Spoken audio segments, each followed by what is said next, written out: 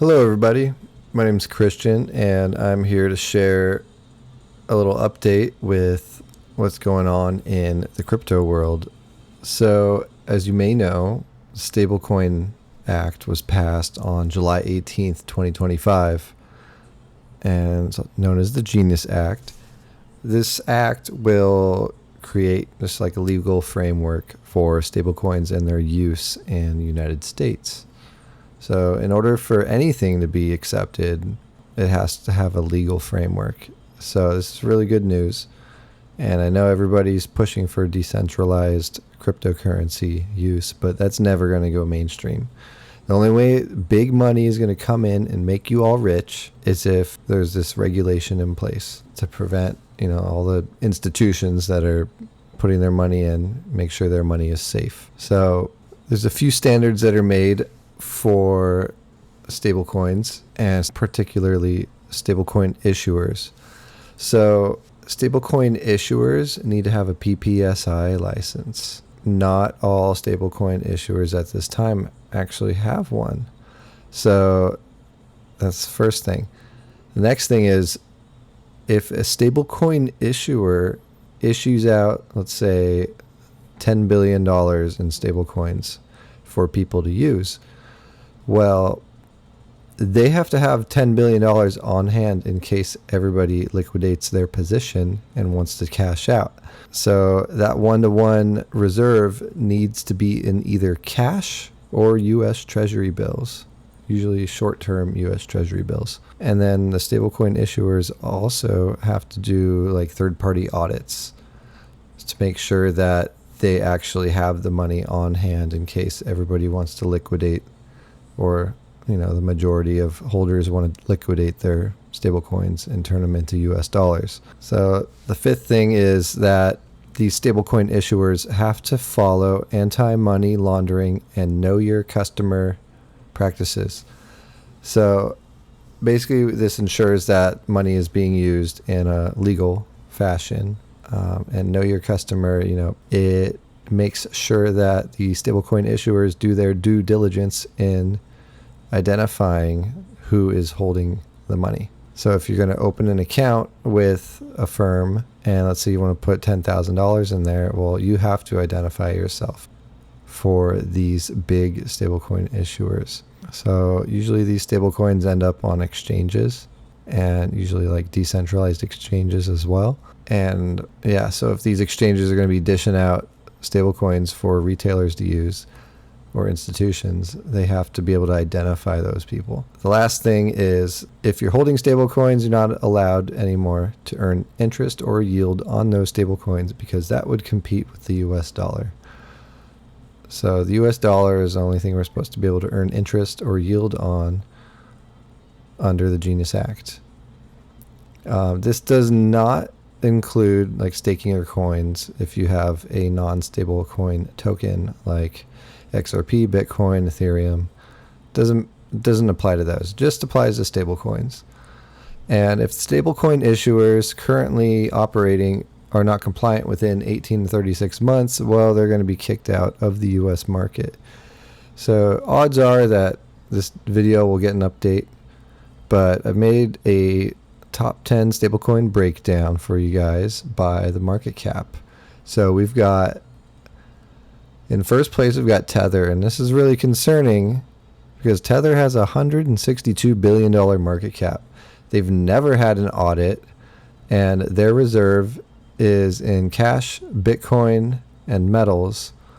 And they've also been known to leverage their investments and use that to show that they have enough equity to be able to dish out additional stablecoins into the market. And that's really risky. You should not be leveraging investments that, like Bitcoin. You need to have in your possession tangible assets like cash, short-term treasury bills. And so for these reasons alone, USDT is not compliant with the Genius Act, and they're not going to be allowed to do business in the United States unless they turn things around. So if you're holding on to USDT, you better dump it real quick. Dump it for USDC, Circle. They're doing great. They just IPO'd on the stock market. They're doing phenomenally. They're backed 100% by cash and treasuries. They've had audits completely compliant with the Genius Act. Then we've got the Athena stablecoin, which is working on getting audited. And then we've got MakerDAO, which is completely backed by crypto, which makes it not compliant at all. So you should dump your MakerDAO stablecoins. They might get the boot from the U.S. market. First Digital, it's a Chinese stablecoin. They've got 1.4 billion market cap, 100% backed by cash and treasuries, and they are compliant with the Genius Act. I'm not a fan of putting my money in China, but some people don't care. We got the PayPal stablecoin, almost $1 billion market cap. They're completely compliant, totally backed by cash and treasuries. So is Ripple Labs, the RLUSD token. It's about $500 million market cap. And yep, Trust token. And they've got about $500 million in market cap. The Tron DAO, not compliant. We don't know much about their reserves. So they're probably going to get kicked out of the U.S. market unless they figure things out. And then we got the Paxos stablecoin in 10th place. And that's compliant with the Genius Act. Totally backed by cash and treasuries. Great. So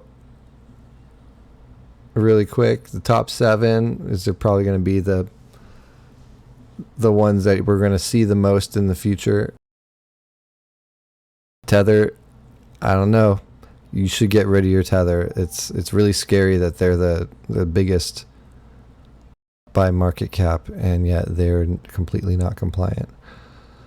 They could be making up how much money they actually have in their reserves. They've never been audited. They're just saying, trust me, bro, we got the money, but we really don't know.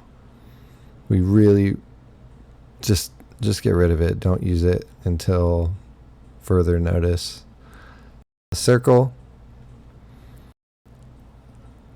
great. That's probably the one I use the most is USDC.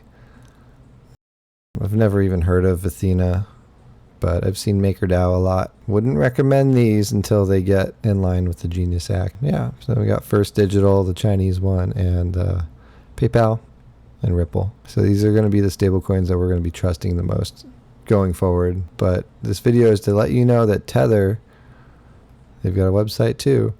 They try to say that they're the pioneered stablecoin model, most widely traded, but it doesn't matter because now there's regulation and rules regarding stablecoins. So they can have all this pretty stuff on their website and make it look like, oh yeah, we're everywhere. That means we're trusted. We're on Solana, Ethereum, Bitcoin, Avalanche, Tron, Tezos, Polygon, Polkadot. Doesn't matter. Rules are rules. You got to follow the rules. You got to get audited. You got to be backed 1-to-1 in your reserves. They claim that they're fully transparent. So this is not true. Then again, there's no rules up until this point. So they've still got 18 to 36 months left until they can actually be enforced on being compliant. But yeah, they've never been, they say it's publicly available. They might show it on their website, but they're not being audited by third parties. So how do you know? You really don't. Oh yeah, they're worldwide. Woohoo. Big deal. They've been in the game for a long time. So what? They're going to get kicked out if they don't comply. High risk. I would not recommend them right now. Oh, and then they try to say they have best-in-class customer support, highly trained support team. Doesn't matter. Don't fall for it. Yep. That's their website. Third thing I wanted to show you is something that happened yesterday. Tether, just out of thin air, printed $8 billion in stablecoins. The click of a button, they flooded Ethereum and Tron with $8 billion worth of stablecoins. Now, do they have the money to back up this $8 billion that they just dished out? We don't know.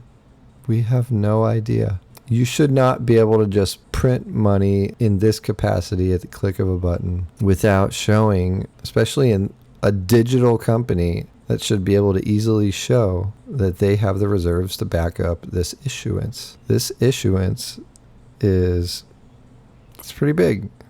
I mean, crypto, yeah, it's a small market cap compared to fiat money, but still, proportionally, $8 billion is a lot. So that's my video. I just wanted to show you guys, you need to get the heck out of USDT.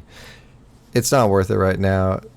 Just go to USDC or RLUSD or any of the other ones that are cleared by the Genius Act regulations, or any of the other ones that are compliant with the Genius Act regulations. I'm going to do a video probably in a few days on how DeFi is going to change our lives.